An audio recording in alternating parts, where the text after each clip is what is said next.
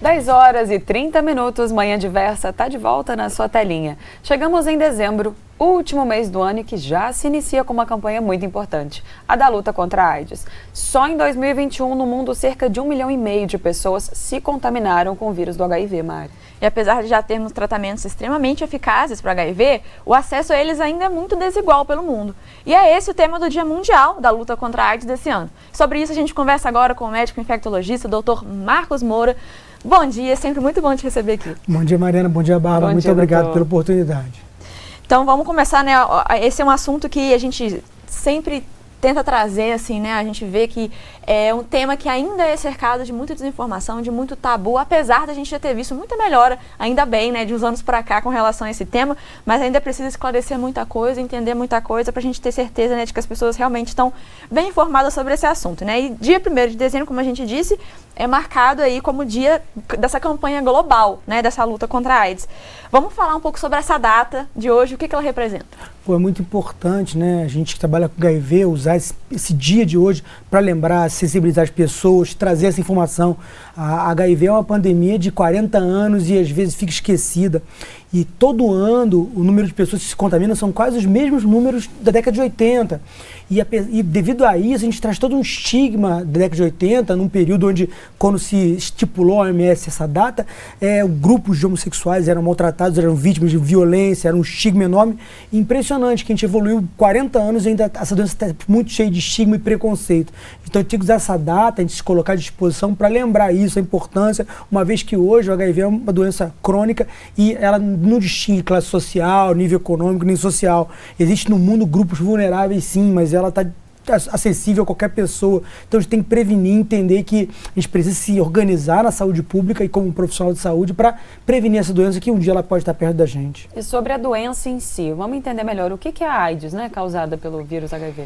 Então, né, a AIDS é uma doença relacionada à imunossupressão que o vírus HIV causa. Ou a gente consegue distinguir muito bem, né, de década de 2000 para frente, a gente tem medicamentos de alta potência. Uma vez a pessoa infectada, portadora do HIV, ela não fica mais doente. Então ela vai ser uma pessoa vivendo com HIV.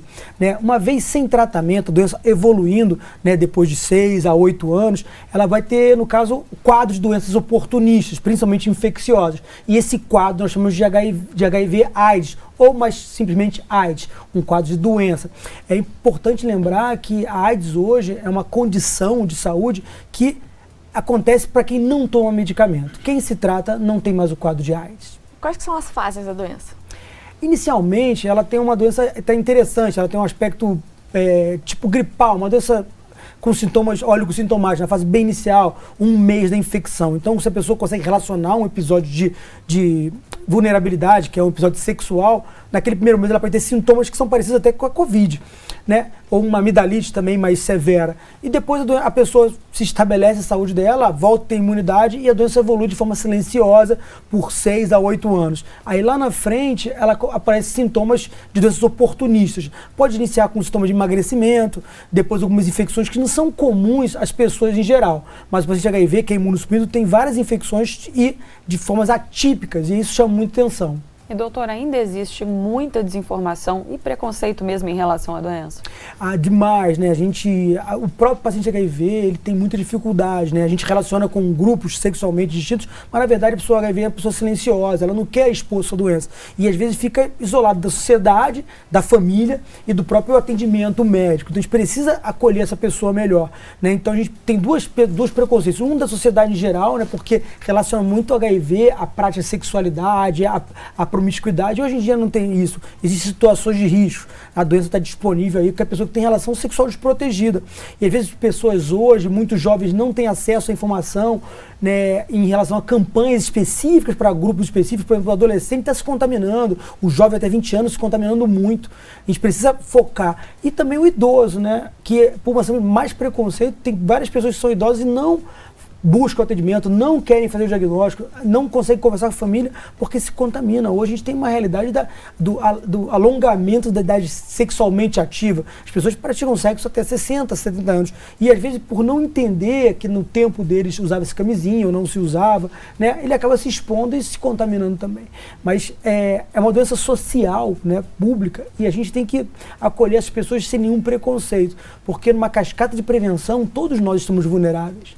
Pode parecer aquele tipo de coisa que parece uma realidade distante, né? Talvez para algumas pessoas tenha essa ideia muito associada a uma doença dos anos 80, né? Ou que talvez que hoje em dia, por já existir medicamentos eficazes para o controle, né, da doença, ela é algo que, tipo, não é mais uma preocupação, só que não é isso, né? É muito pelo contrário, todo mundo tem que ter o cuidado e por igual, né? Não tem, como você disse, a doença não faz distinção, né? Então todo mundo tem que se prevenir, mas só que muita gente tem essa ideia de que é algo distante, né? Algo que está numa realidade, não vai chegar até mim, né? Infelizmente, acaba chegando, né? É interessante, Mariana, porque isso é até um alerta da OMS, porque hoje a juventude se contamina muito.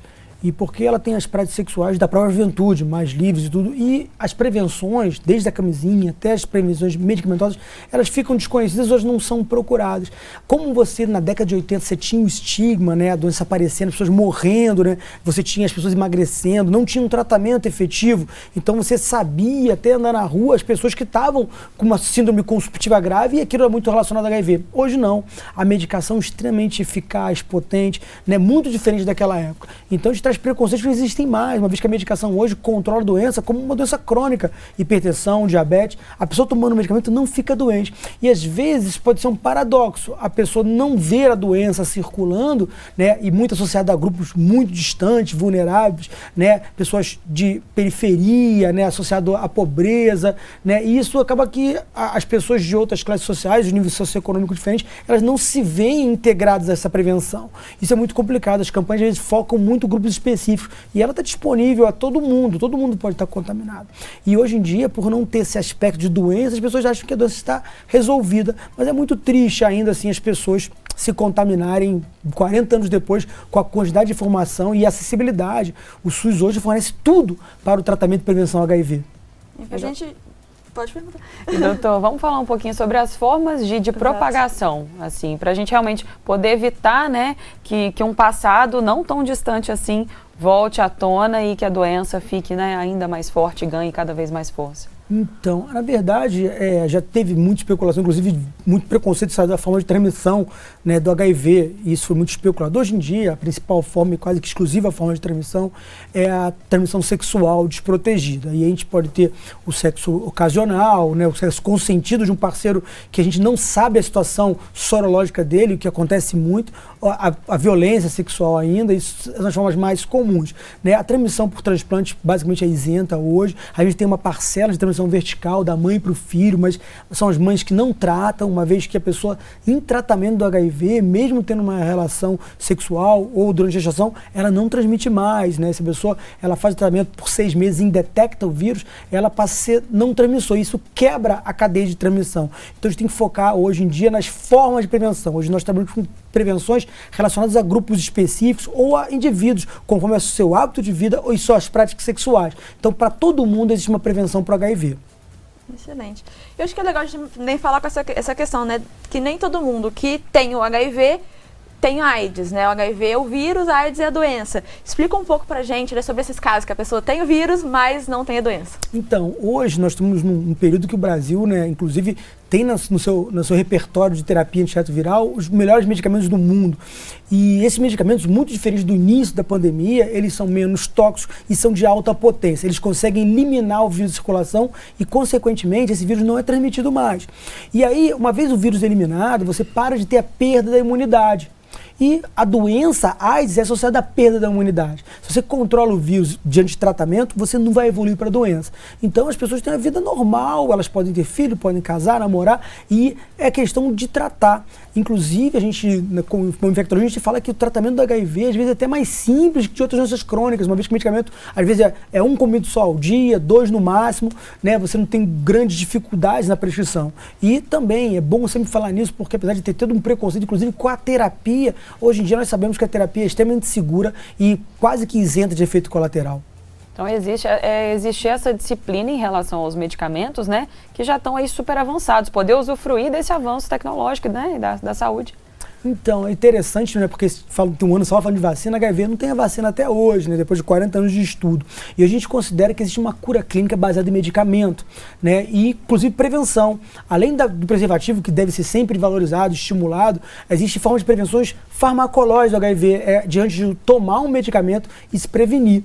Você pode prevenir o HIV de uma situação de um acidente ou biológico, um acidente sexual, e você vai tomar medicamento por 28 dias e não vai se contaminar. Ou ainda pessoas que, pela prática, estilo de vida, não usam preservativo, pessoas que têm vários parceiros, pessoas que são profissionais do sexo, né, pessoas que vivem em sorodiscordância, por exemplo, né, casado com uma pessoa, ela pode também tomar um medicamento diariamente e não se contaminar. É uma tecnologia que o Brasil incorporou, né, acho que um dos poucos países do mundo que tem isso disponível gratuitamente pelo SUS, onde a pessoa tomando medicamento diariamente, ela também não se contamina. Então a gente consegue ter várias estratégias de prevenir o HIV, isso é muito importante. Tudo baseado em terapia. Então a gente também tem que, né, na sociedade, divulgar, porque há muito preconceito, né? Todo mundo que fala em relação à terapia antirretroviral já pensa em passar mal, vomitar, ter diarreia, até mesmo ter hepatite, né, que eu vejo alguns profissionais falando, mas na verdade não. Os medicamentos são bastante seguros, são de alta tecnologia, né? Quando a gente fala de tecnologia e medicamento, né, nos últimos 10 anos, em relação às doenças infecciosas, o que mais se desenvolveu foi medicação antirretroviral no Brasil e no mundo todo. 10 horas e 43 minutos, Manhã Diversa está de volta e hoje falando sobre o Dia Mundial da Luta contra a AIDS. A gente recebe aqui no estúdio o Dr. Marcos Moura, médico infectologista, que está tirando as nossas dúvidas sobre esse assunto tão importante e, infelizmente, ainda rodeado de desinformação. Bom dia mais uma vez, doutor. Obrigado. A gente sabe que é uma doença que não tem cura, mas os avanços já foram muitos a ponto de permitir, de garantir uma qualidade de vida, né, para esses pacientes. Ainda assim, quais são então essas formas de tratamento que garantem essa qualidade de vida para a pessoa? Então, isso é importante porque o nosso conceito de cura, né, é sempre eliminar totalmente, mas a gente trabalha com o conceito de cura clínica, né, onde o paciente tem uma doença crônica e não transmite e nem fica doente. Como é o que a gente fala, por exemplo, do câncer, da hipertensão ou do diabetes, o HIV está dentro desse contexto hoje. Então a gente precisa tratar. Só que há muitos avanços na tecnologia de medicamentos para o HIV, né? E assim, quando a gente fala de doença infecciosa, é o que mais se desenvolve hoje antirretroviral. E quando você fala de evolução, de desenvolvimento, você pensa em baixar efeito colateral e aumentar a potência. Coisa que não era nem pensada na década de 80, quando você tomava um medicamento, depois tomava 2, e mesmo assim o vírus evoluía e levava até o quadro de doença AIDS. Hoje não, a gente tem a terapia que a gente chama de coquetel, né, que são 3 medicamentos, né, e de alta potência. E essa alta potência que o Brasil ele incorporou no SUS, é muito importante falar disso, que na verdade, independente do paciente fazer tratamento público ou privado, o medicamento é gratuito, né, isso é distribuído, então você consegue adquirir esse medicamento sem nenhum problema.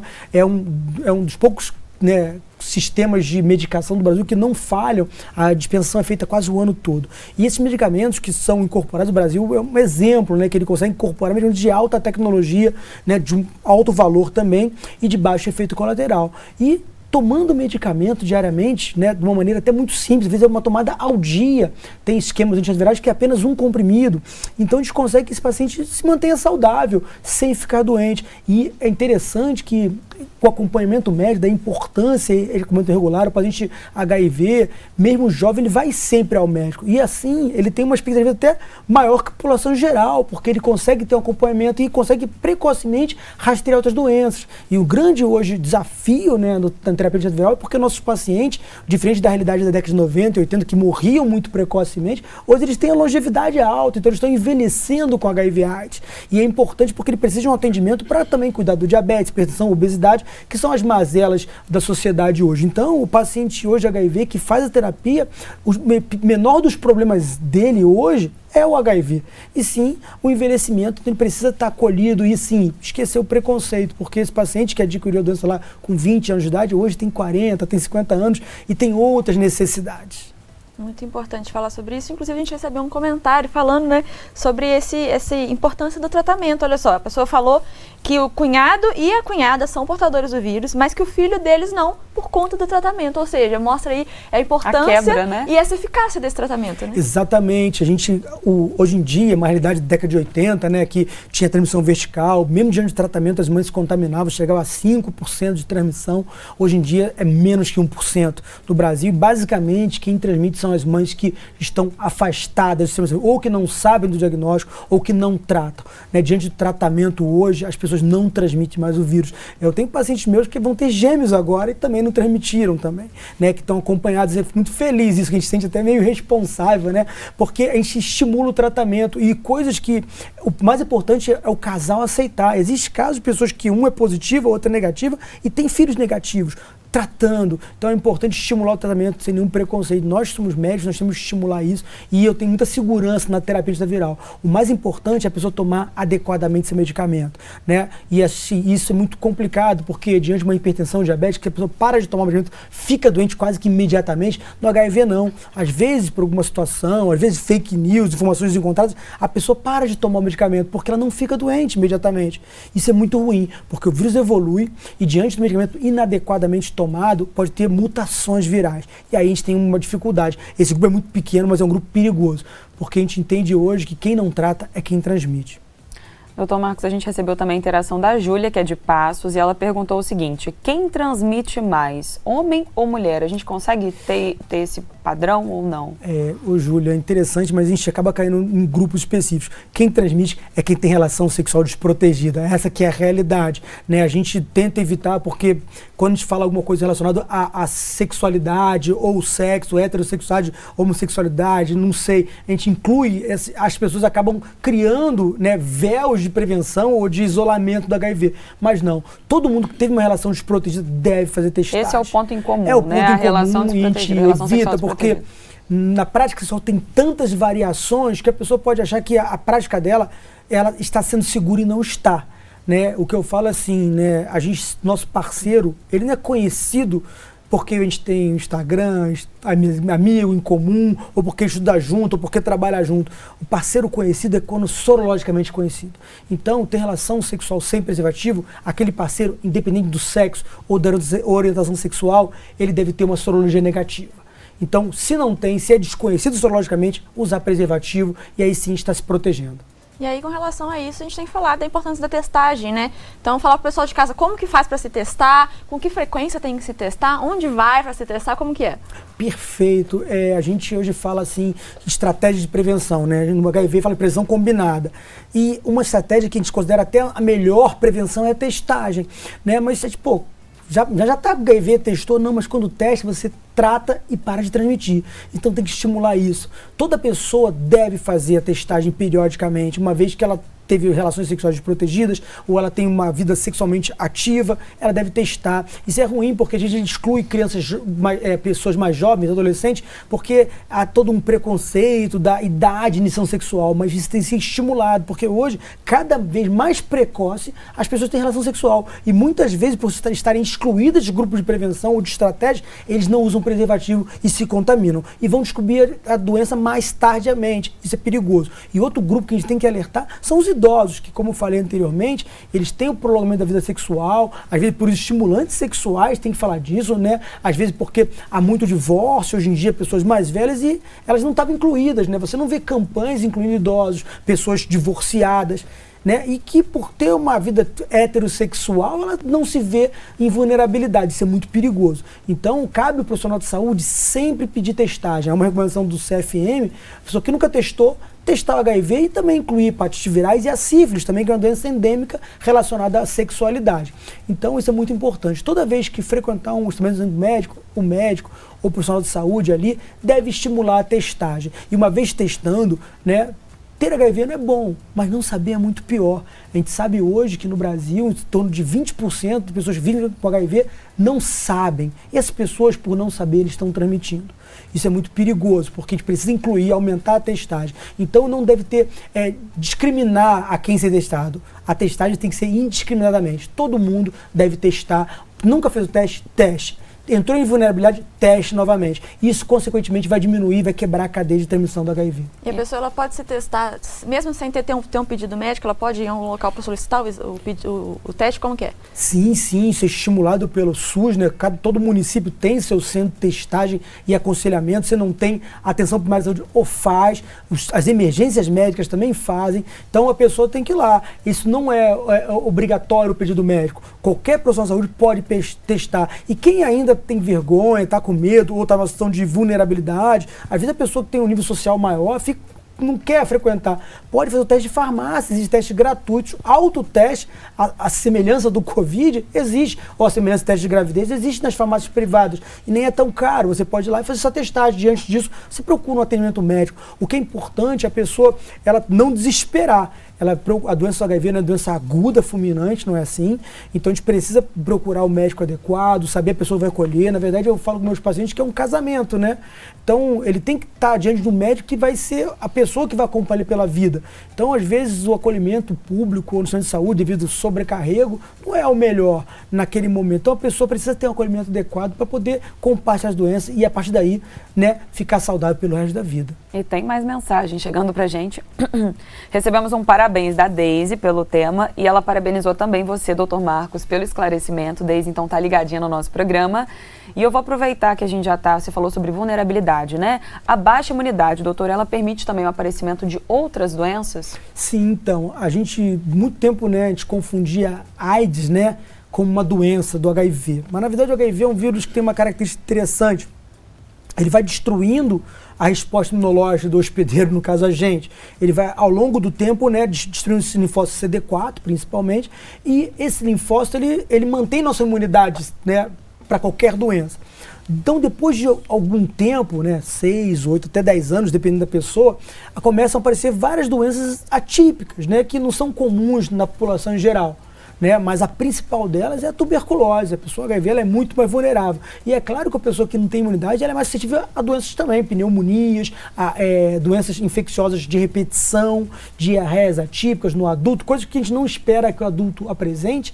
A pessoa HIV tem. Então, na verdade, há um complexo de doenças associadas, até mesmo neoplasias, até cânceres também estão associados a baixa imunidade. Então, mas isso aí é doença tardia. A gente não espera hoje que nosso paciente chegue assim, porque diante de uma doença avançada, o tratamento, a recuperação é muito difícil, né? Inclusive doenças neurológicas, né? Doenças cognitivas, demências associadas a HIV. Então, a gente tem que chegar antes. Então, a pessoa que está HIV, quanto mais precocemente tratar, melhor a qualidade de vida, né? E aí isso é muito importante. Então, a gente não pode entender, né, hoje, né, depois de 40 anos de pandemia, a gente ainda atender pessoas com quadro avançado de AIDS, porque realmente o sucesso ali é muito complicado. E por causa disso que a gente tem muito preconceito, porque a gente lembra, né, a gente tem a memória afetiva que muitos de nós nem vivemos isso, década de 80, que relaciona um quadro avançado de HIV, AIDS, né?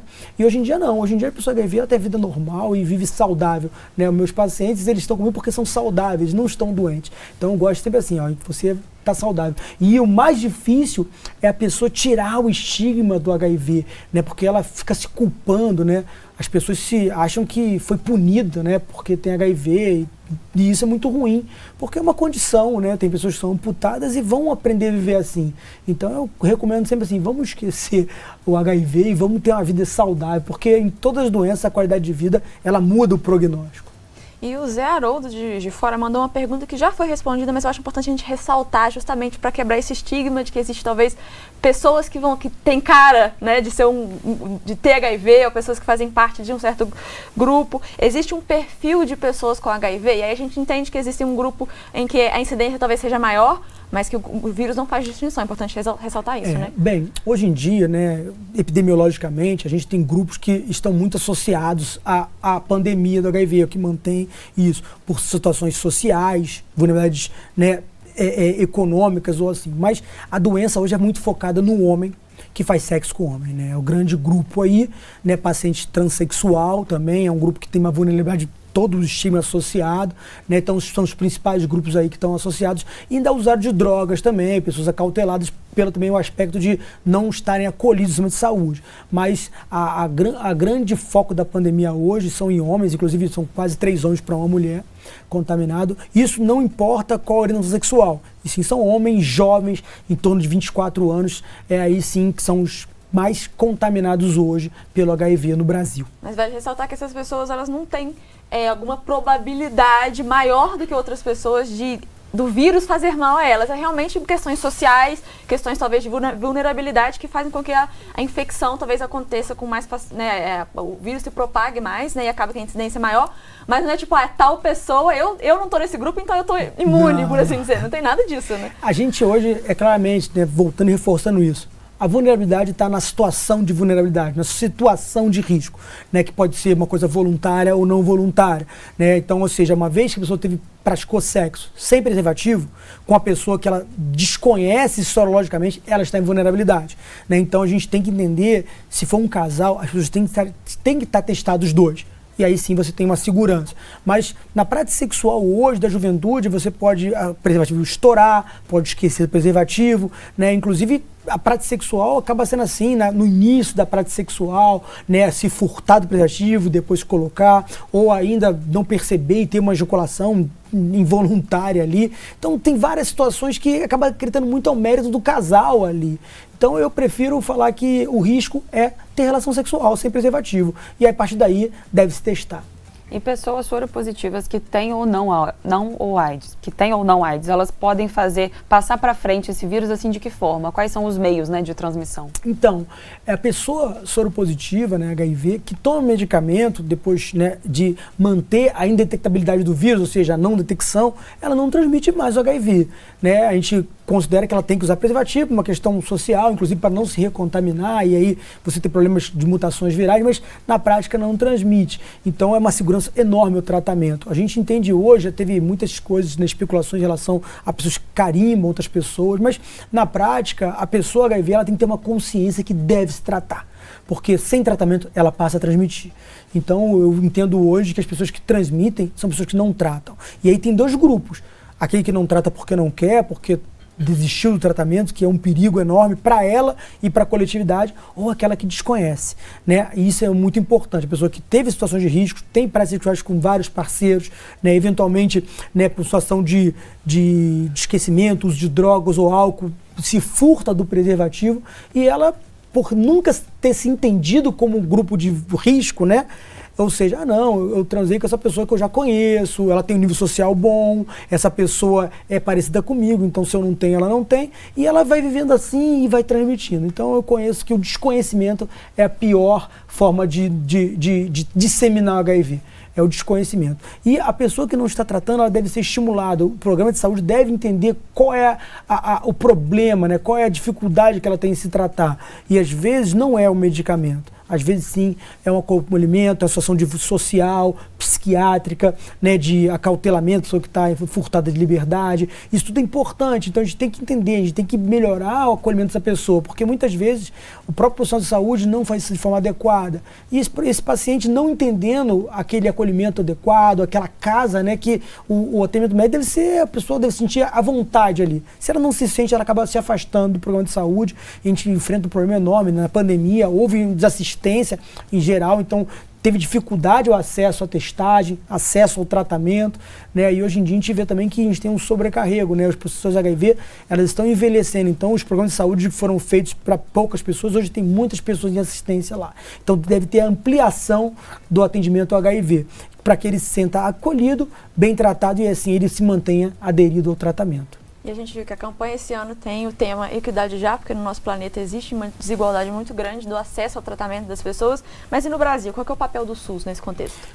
O SUS é exemplo, né? Toda a gente fala de SUS em relação ao HIV, é um exemplo mundial. O SUS, muito precoce, incorporou o tratamento gratuito para todo mundo, o atendimento gratuito para todo mundo, né? Então, no Brasil, a gente acaba tendo uma dificuldade em alguns grupos que eles abandonam. Né, um grupo que abandona muito é o usuário de droga, por exemplo, ele acaba abandonando o tratamento. A juventude também, por uma questão de radicalismo, às vezes não se entender em doença, que é muito difícil o jovem né, acompanhar periodicamente o médico, mas tem tecnologias sendo incorporadas no sistema privado ainda, a telemedicina, que deixa o paciente mais distante da atenção à saúde, mais próximo do médico, o que facilitaria.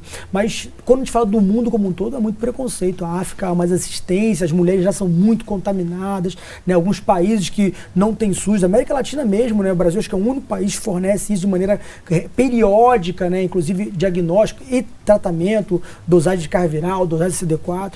Então o Brasil é um exemplo, mas a gente tem que entender que da pandemia foi bem claro isso. Existem grupos no Brasil que têm problema alimentar, de segurança alimentar, segurança social, né, violência, né, a população LGBTQIA+, ela tem um problema enorme de preconceito, de violência transexual. O Brasil mata transexual. Então a gente acaba, quando a gente fala disso, as pessoas estão em vulnerabilidade para o HIV também, né? Então é muito importante a gente, e a grande parte das pessoas de HIV também, elas não têm esse estigma de mostrar, tem um estigma tão grande que elas não querem se mostrar, não querem falar, não querem exigir os seus direitos, né? Então quando a gente vê às vezes uma falha no sistema de saúde, né, quem vai fazer essa demanda são os médicos, são os profissionais de saúde, mas a população não, diferente de outras populações que vivem com doenças também, que fazem campanha e se mantêm ativas. Então a gente depende muito de ONG, né, que ela sim vai encontrar essas lacunas e vai relatar, vai